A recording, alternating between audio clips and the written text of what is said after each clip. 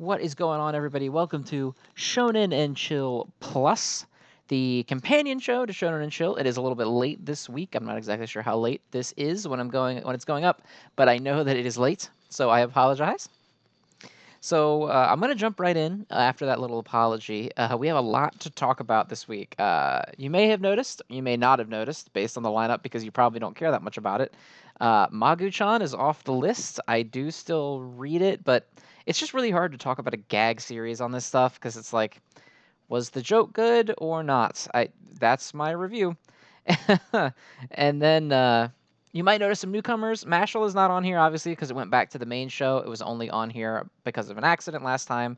But we do have Spy Family and Kaiju number 8 because they happen to be, this is on weeks for them. They're bi-weekly series, so they won't be on every week, but on the weeks that they upload a chapter, they will be. So, all right, we're going to jump in. We're going to start with Sakamoto Days. Sakamoto Days, good as always. It manages to strike like a pretty good balance between action and just general silliness. The fight choreography in Sakamoto Days, really, really good. I know this is not like news because people have talked about this for a while, but it has such like fun and create like the action scene in this chapter is like the big bicycle fight with Sakamoto's group and the people that had kidnapped her. And this would not be out of place in like a Captain America movie or something like that. Like it's so dynamic and exciting. We've introduced a new character who actually looks like he's vaguely threatening. A lot of the other characters so far have been blown out pretty easily. I do like Invisible Guy, Seba. I don't know how you would pronounce that with like a Japanese. I'm saying Seba. That's probably wrong, but that's what I read it as. His powers very cool, invisibility technique, which I imagine the telepath guy will need to fight. Or maybe Sakamoto was able to grab him, but obviously it didn't work because he couldn't see what he was doing. So I'm not sure who is going to be the one that inevitably has to fight this guy when they, have the little rematch there. I assume Shin would be able to do it because he should be able to read his mind, but I guess I don't really know. But they get away. They take the girl back to this like theme park, or it's like, what is it? It's not a theme park. It's a science museum. They take her to a science museum, and this like underground research facility is in the basement. And Sakamoto and Shin are going to invade it, and it looks like Sniper Boy, who that's just what I call him, is Sniper Boy, is going to go and help them. And I really hope that he becomes more of a main character than he is. Because right now, ever since they fought him, he's just kind of been like, I'm here to be silly and eat. But I actually think he's really endearing and cute and just like broke all the time and just wants to eat and hang out with his cute bird. And I like that. So I hope he becomes more of a main character. This is mostly an action chapter. You get a little bit of like exposition about the lab and stuff, but not a ton. I assume we'll start getting some more exposition about who these guys are once we get to the actual like attack on the facility. But again, Sakamoto Days has crazy action choreography. Maybe I don't want to say my favorite in Jump because that's very bold, but some of my favorite. It's up there with stuff like Jujutsu Kaisen, in my opinion. Like this is action movie fight choreography. This highway fight, super cool. I'm dwelling a lot on the fight choreography, but I really do think that it is something that Sakamoto Days does. I think it's its claim to fame. That seems dismissive of the other stuff that it has going because its writing is really good, but it's really, really impressive to have action scenes that are this dynamic and flow this well. And you have so much going on in all of these fight scenes. You have all these bicycles and the truck, and you don't lose the sense of speed as they're fighting. You don't lose like scope on where everything is. It's really great paneling, really great choreography. 10 out of 10. Love it. Good stuff. All right. We're going to jump over to Nine Dragons Ball Parade. I really hate saying that full name. I'm probably just going to start calling it Nine Dragons because that name is too long. So this chapter is really cute. I really like Tsubaki. So Tsubaki is the shortstop that is, they're recruiting and they're doing this team game with him. And he's kind of in this situation where everyone thinks that he's very selfish because he has really great individual skills, but he always tries to make the play and he doesn't work with his team necessarily, right?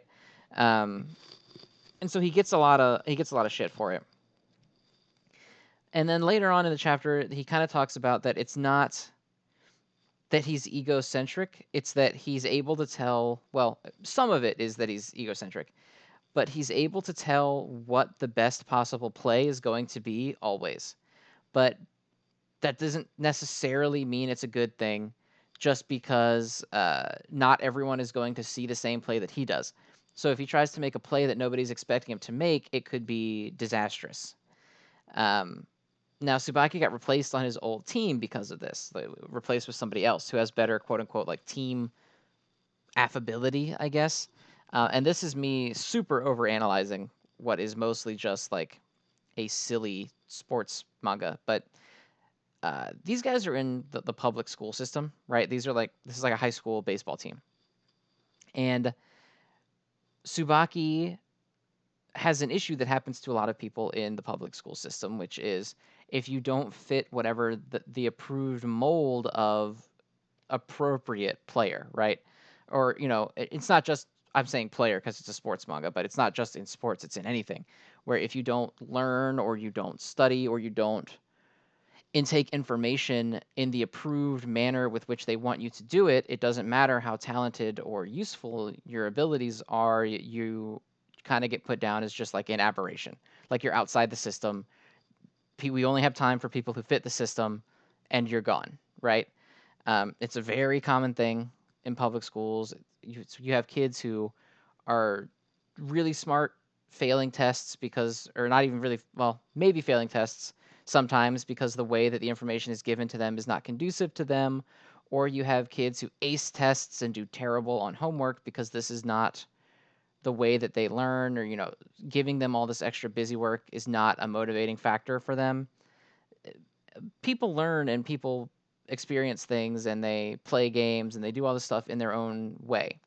And Tsubaki is kind of a textbook example of one of those people who has a very specific way about him that could be very useful, but it's not allowed to nurture or grow. And so it constantly results in him just kind of getting ostracized or kicked to the side in favor of people who fit the stereotypical mold. And then the Nine Dragons team decides that what they're going to do to alleviate that is give Tsubaki more control over the situation. They're going to let him be completely in charge of the infield so that when he goes to make that big play, he can direct everybody to make it appropriately. So he can put that skill set to use, which is not conventional.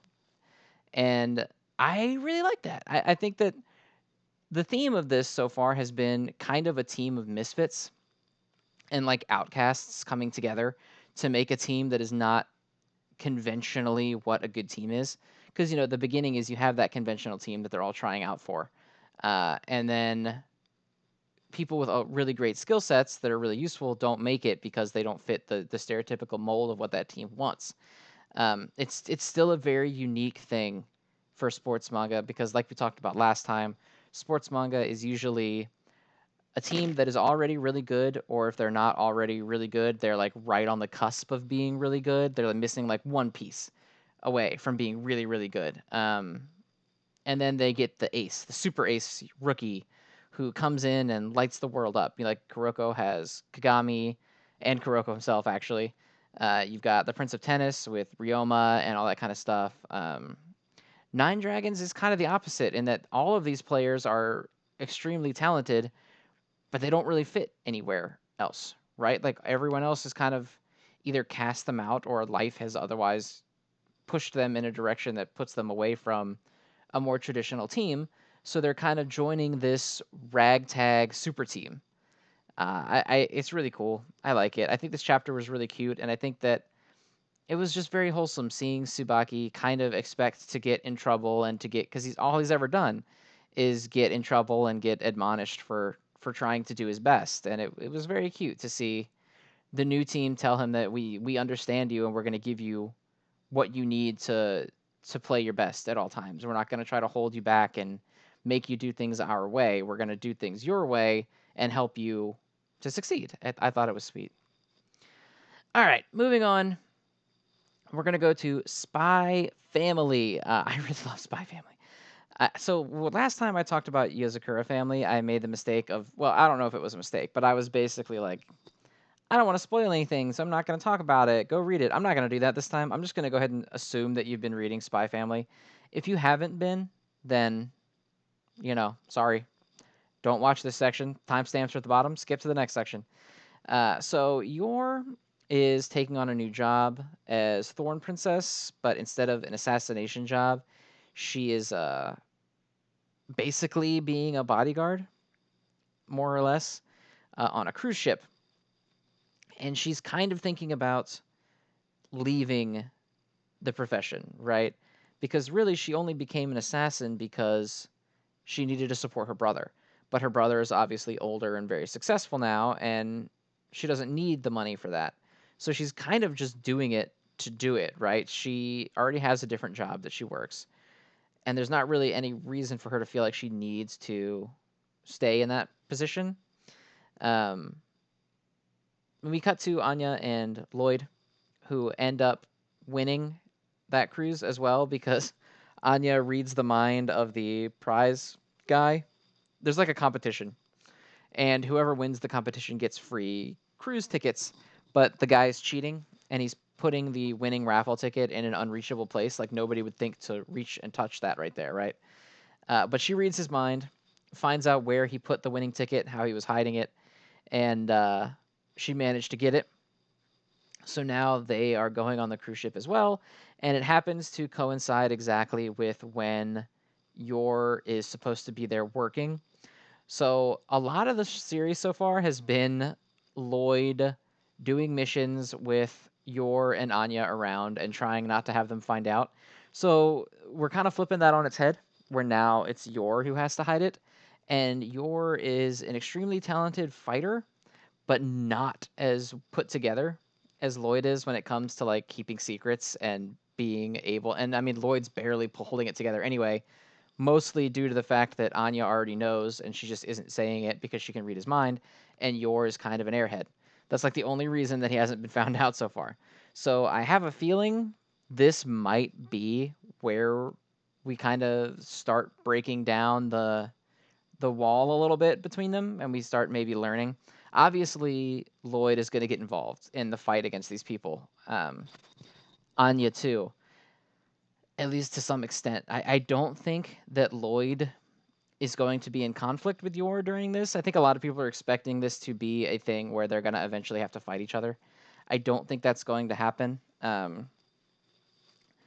If it had, Lloyd probably would have already been required to go on the ship, but it's pretty clear that he's only on the ship as like a vacation measure. That he basically had to go take PTO to come on this trip.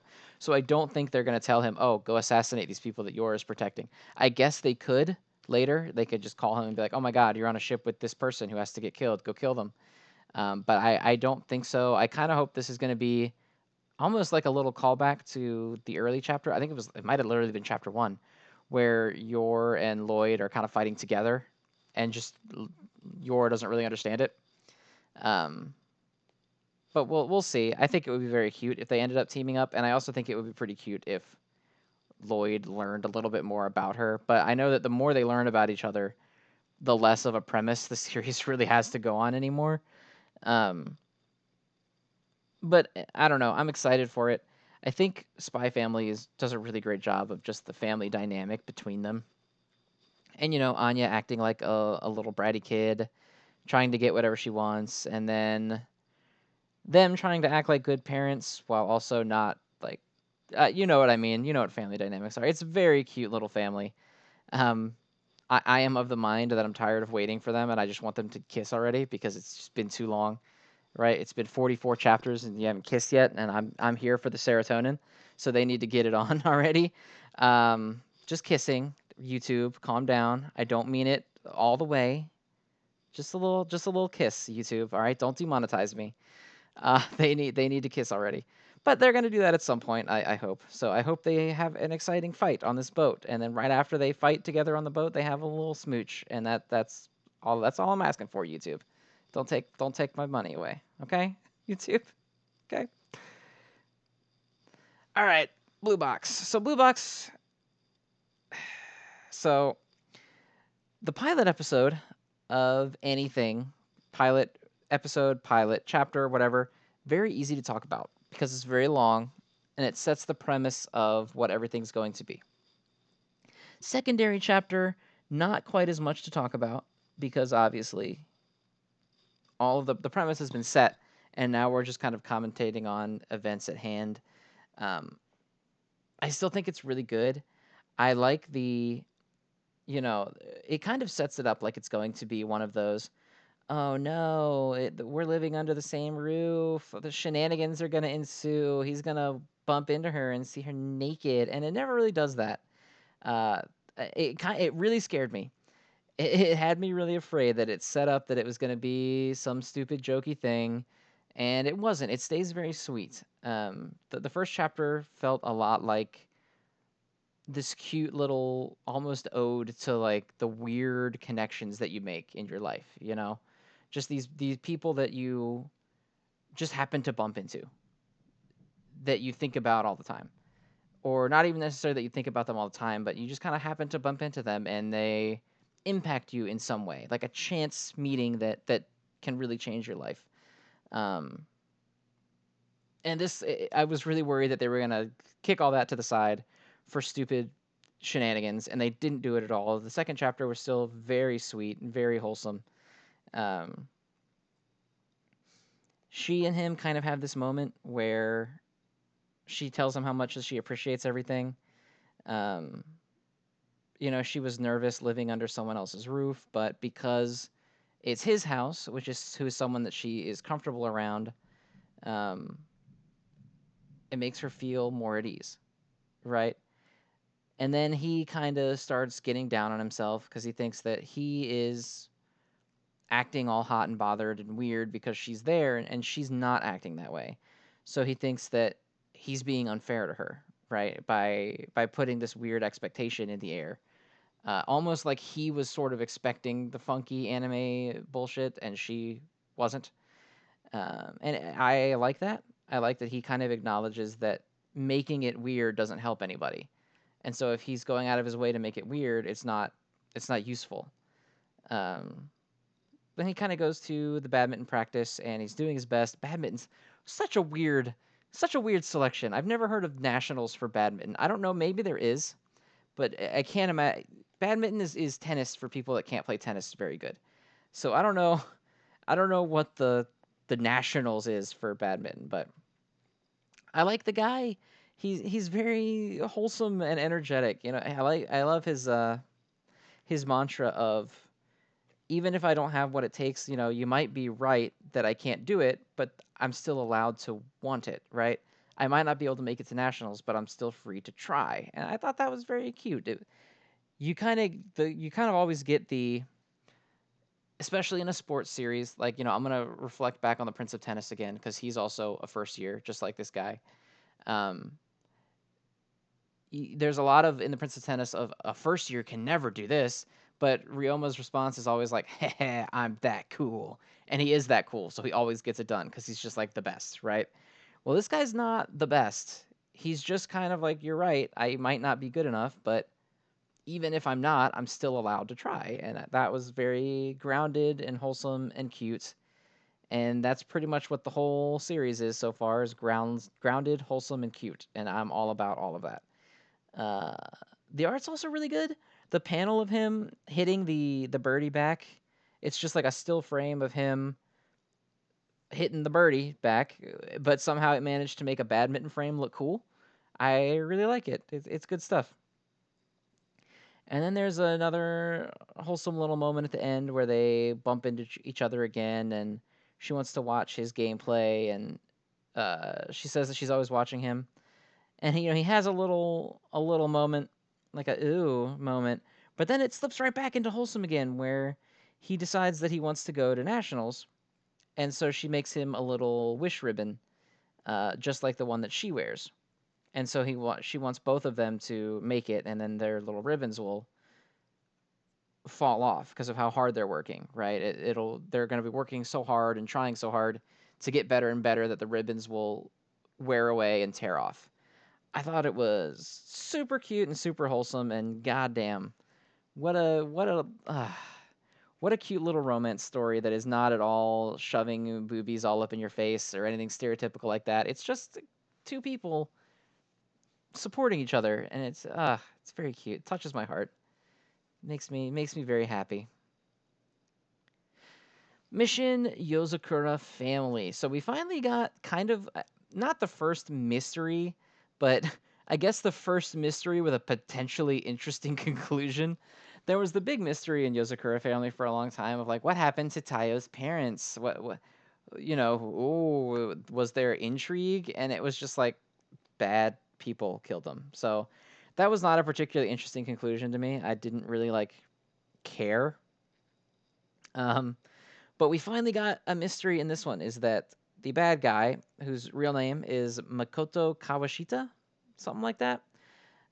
He's been around since 1914, so basically he's like a bajillion. He's 100 years old, not a bajillion years, 100 years old, but he's old, and he has an actual blooming, um, a real one, like a Yozakura blooming. So there's two different kinds of blooming, right? There's the one that comes from the artificial version that the bad guys have been using so far, the cherry blossom blooming, and then there's the real Yozakura blooming. He has the real one. So right now, the mystery is sort of how in the hell did he get a genuine Yozakura blooming? Also, the blooming he has is super good. It's regeneration, and he's able to like store DNA in his body and then turn it into monsters, which is super awesome. Like he can recreate his previous test subjects by popping out their DNA and then regenerating it into like a full body. Very cool power. Um, Kyoichiro is the one who's going to fight them. He sends Taiyo off through to chase after the big bad, and Kyoichiro is going to knock them out afterward. Um, I kind of like Koichiro. Koichiro started as like a very weird, like he's still weird, but he started off much weirder, and they've been slowly making him very cool, especially in these last few chapters. But this is almost 99% an action chapter that just sets up the mystery. There's not a ton to talk about. The action paneling in Yozakura is not like Sakamoto Days level. It's almost a little hectic. I think hectic is probably the right word. There's just a lot going on at all times, right? Like the one panel of him getting attacked by all of the minions at once is like there's a lot of shit going on. Um, it's not bad action paneling like early My Hero Academia, I would say had just miserable action paneling. This isn't that bad, but it's not great. Um, there's just I think too much going on at one time, and there's every cut is like it's like a series of stills, right? So really good action paneling, like something in Sakamoto. Um, it's almost like an animation storyboard. So you have like the initial contact, the results of the contact, and the movement from point A to point B that kind of makes the action flow. Yuzakura struggles with that a lot. Everything feels like a series of disconnected still images, almost like you're missing all the frames in between. Um, it's an issue that I also had with My Hero for a while. It's something, for example, that like Akira Toriyama does really well. Is everything flows really well, and again, Sakamoto Days does it really well. Everything flows very cleanly, and in Yozakura Family, it feels like you're missing big chunks of it, almost like you're seeing a bunch of freeze frames in a row in your head, right? Obviously, it's any manga is a series of still images, but with well done action flow and action paneling, you never really lose that sense of sequence. And I feel like I lost the sense of sequence a little bit here, a few times in this kind of brawl. So I do hope that the action gets a little bit more reined in, or maybe not even reined in, but just a little bit better executed in the future chapters. But I am interested. Again, this is the first mystery for this series that I've been really interested in. I want to learn more about this guy. The 100-year-old dude is super creepy. Just the thought process behind like his blooming keeps him alive because he regenerates and he doesn't ever die. Plus, like, how does he have one? Because we've already established that just taking blood from the corpse of a Yozakura woman is not enough. So like, is he a natural born one? Like, were his parents Yozakura's in 1914? If they were, why wasn't he in the family? Why didn't the family have any record of him? How'd he get it? I'm interested. That's you know, I'm interested. I don't really have a theory right now because originally I think I could have argued that like, oh, he's a Yozakura family member, but then they dropped the 1914 bombshell, so I really have no idea what it's gonna be. I hope it's not something boring. But all in all, good chapter, good series. Action was a little spotty. I like the mystery setup. I think it's a good mystery, a whole lot better than what we've had so far. Onward to I Tell C. This is a series that exists. Not to talk too much shit about it, because I'm sure some of you like it, and I don't hate it. I don't love it. I don't hate it. This is probably the most interesting chapter I've had so far for me, even though it's like a lot of fluffy stuff. The concept of like the Phantom Thief. I always love stuff like that. Like if you've ever watched the series Psych, the character Pierre Despero, I always thought was super cool because I just like the stuff like the detective and the villain aren't really like they're competing with one another. You know, like it's a fight almost instead of just being a he committed a crime and we're gonna find out who did it. It's a I'm gonna do this crime, try to stop me if you can, and then it's this big dramatic thing. I'm a sucker for that kind of stereotype. So I'm into this Phantom Thief thing. What's her name? Maru? Mar? It's Mar. So lowercase M-A-R. So I'm just gonna say Mar. Uh, she's cool. She's a little weird. She's a lot like Aoi actually. Aoi? Is that his name? I I don't know how to pronounce her name. I'm gonna call her Aoi. But that just sounds like I'm saying like ouchies. I got an Aoi. But that's what it sounds like. She kind of throws the gauntlet down. She comes to the police station, returns one of the things that she stole, and then was like, "Hey, do you want to come and try to stop me? Try to stop me." We get a little girl on girl flirtation action going on for the four of you that are really excited about that you've been reading this for that. Congratulations, it's finally here. Uh, Yay! And then it ends with a pretty good gag. I thought the end gag was pretty funny. She gives her a little gift, and she's like, "Wow, I'm gonna open it. What's the gift?" And it's a flash grenade. Very funny to me, just because the last panel is just the boom sound effect, and then an all black title cut for the name of the chapter. I thought it was funny. I thought that would be very funny, like animated. Like if they had if that was an end episode animation, it'd be very funny. We got another new character that I don't really care that much about because I don't care that much about ITLC. I'm not gonna lie to you. Who has a crush on the detective boy? It's a detective girl, and she likes the detective boy. That's all I got. So yeah, ITLC it's improving, I guess, mostly because it's just going after tropes that I like now instead of ones that I don't really like. I guess I don't have a ton to say about it still. I'm hoping that the hunt for this Phantom Thief stays interesting. I like the initial conception of the idea. I don't know that I trust ITLC to stay interesting because it even when it was interesting before, it very quickly kept sliding into like what is this kind of territory. Um, but God, I don't even know why I talk about ITLC on here. That was like 37 seconds of discussion. But anyway, that's what happened. It's Dr. Stone time. This is everybody's favorite time. This is my favorite time. So Senku and everybody triggers the worldwide petrification events. It's happening again. Um, Luna thinks that she's gonna try to throw the revival fluid straight up in the air so that it'll fall down on her and revive her. Doesn't happen. She ends up hurling it like backwards over a ridge and shattering it, and there's no way for them to get away. So Luna, being dumb with the last piece of revival fluid, basically means that the last piece that they have is the one that's on the like the sound, whatever it is, the little I can't think of what it's called right now. It's on a platform that's supposed to fall over if a loud sound happens. Uh, Stanley thinks that what he's going to do is he's going to shoot the platform, and then what that will do is knock the revival fluid off, and then hopefully there's a chance that he can shoot it at the right angle when it hits so that it falls on one of his guys and revives them. Um, but the chances of that are very low.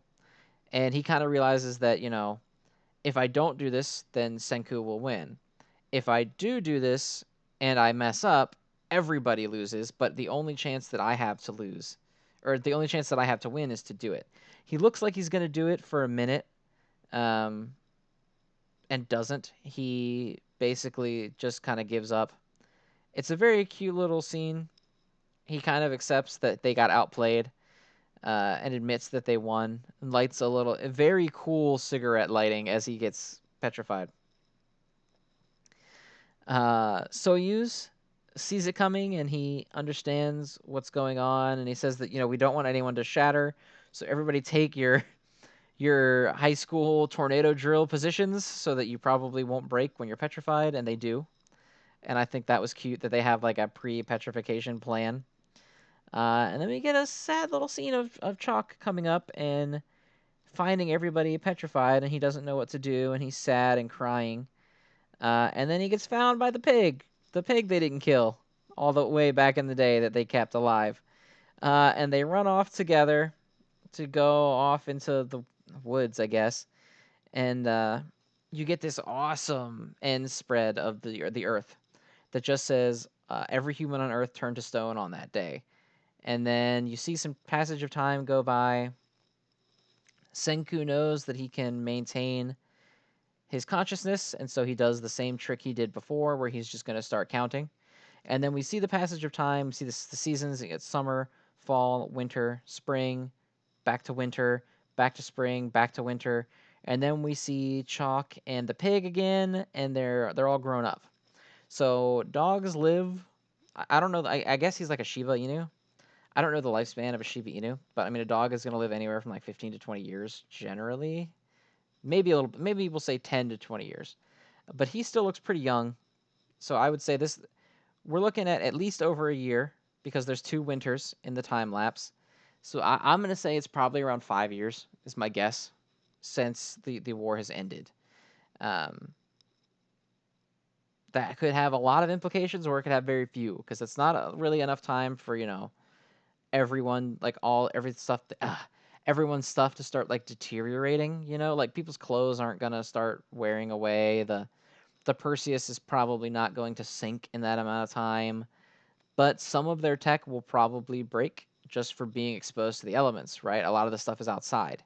So how many, storms can something weather? Can all of their mobile, like the lab equipment they took with them and stuff, is it going to last through all of this snow and then all of the heat and the rain and the shifting of, again, 5 years is not going to be there's not going to be a major geographical shift that's going to get anybody lost.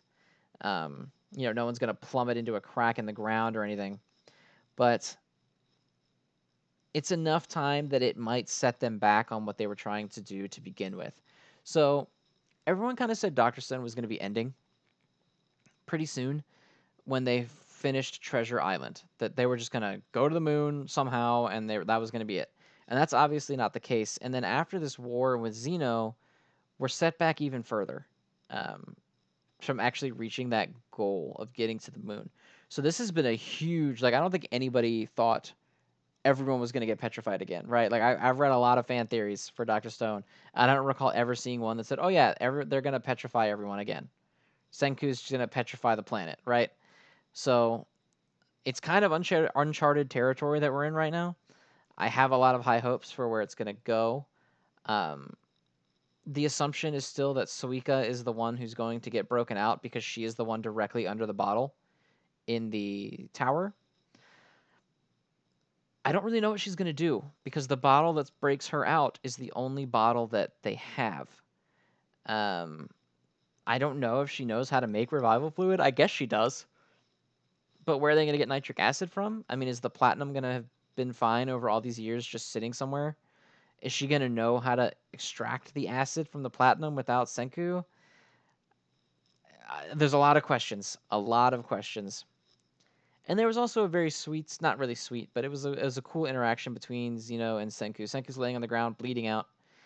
Zeno is saying that, we're very similar.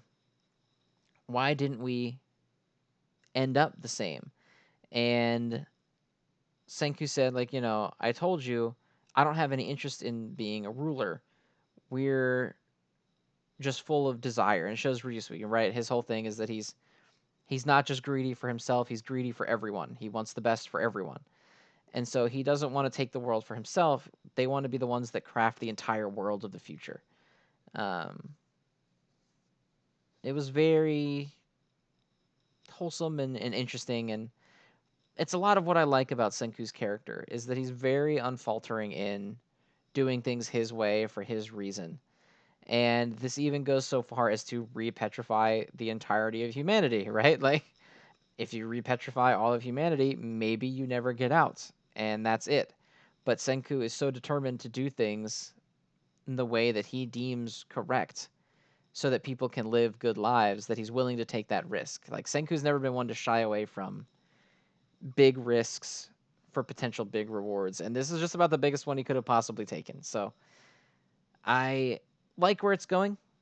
It's been just a 10 out of 10. I mean, Dr. Stone's always incredible, but it's been the whole war was, has been just a 10 out of 10 ride the whole time. This conclusion to it has been insane. I'm actually really upset that we're only going to get one more chapter before Golden Week because I have so many questions and I don't want it to take a break, but obviously, actually, I was going to say we should give Boichi a break from drawing and, Inagaki from making the storyboards, but Boichi is such a beast that he drew Dr. Stone and he also drew the Dr. Stone reboot weekly, like for the entire run of the reboot. He did both of them every week. So that man's such a beast. Maybe he doesn't need a break. I don't know. Love me some Boichi. But read Dr. Stone if you're not reading it. This chapter was incredible. This chapter is such a good summary of everything that makes Dr. Stone great that if you're a Dr. Stone fan and you didn't like this chapter, I don't know what's going on with you because I love it and you should too. All right, bringing up the rear here. Kaiju number 8. It's our first time talking about this series on Shonen and Chill in any real capacity. Um, it kind of slaps like really hard. I think that it's gonna end up being another chapter probably on Shonen and Chill Plus next time. Yeah, it looks like it is based on the release schedule here. So there is going to be another one next week. So it's not going to be bi-weekly. But let's talk about just this chapter before we worry about the future. So the big giant kaiju gets its head blown off by Captain Ashiro.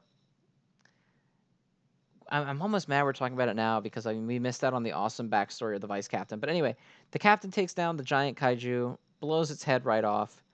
Kafka is very impressed with her. They were obviously childhood friends, blah, blah. And he sees her and he thinks that, he gets this kind of nostalgic moment about what he always wanted to be, And he sees all of these talented people and he thinks that one day he wants to be one of those people too. And then they realize that there's more kaiju coming down. I don't know what the difference between like a Hanju and a Yoju is, so I call them all kaiju. If you know that difference and you want to explain it to me in the comments, you're more than welcome to do so. I will read it and then I will try to apply it. But there's a ton of them that are coming down. That they were summoned basically by the dying kaiju that the captain blew its head off of. She's trying to get everyone to fall back, but there's not enough time.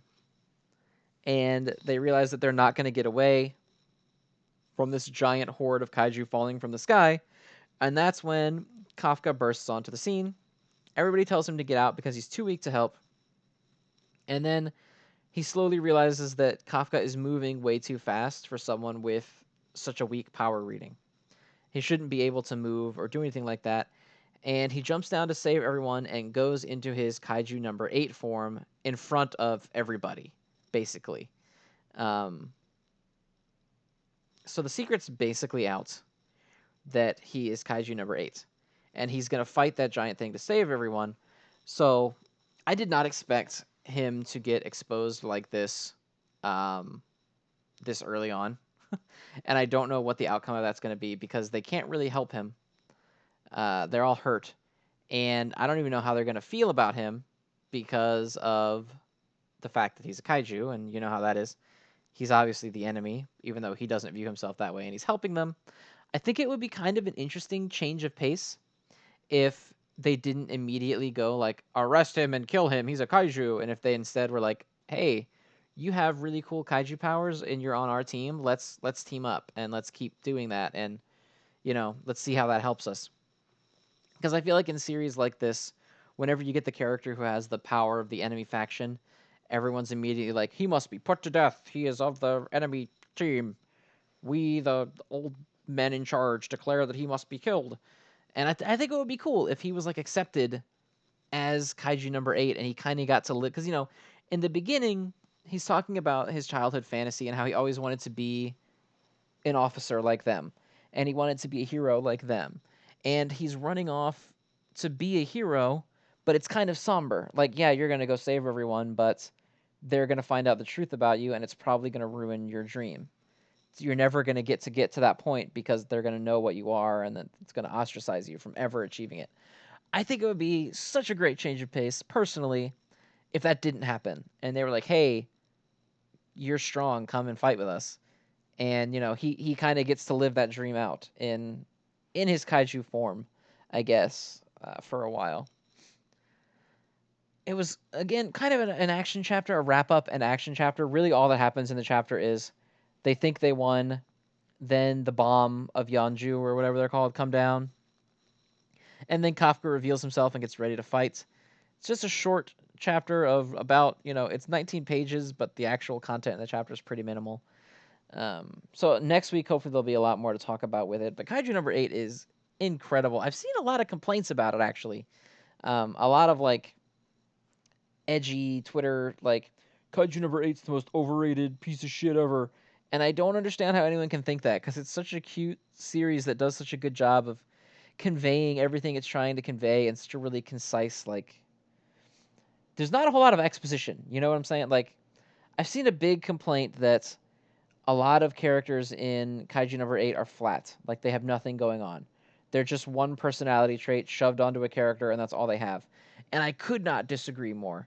I feel like this series does such a good job of making its characters multifaceted and making them interesting without needing to sit and dwell on them forever. Like, I think it's a problem in a lot of manga that a lot of characters are kind of boring until you get the chapter that spends like 45 minutes sitting around and telling you why they're cool.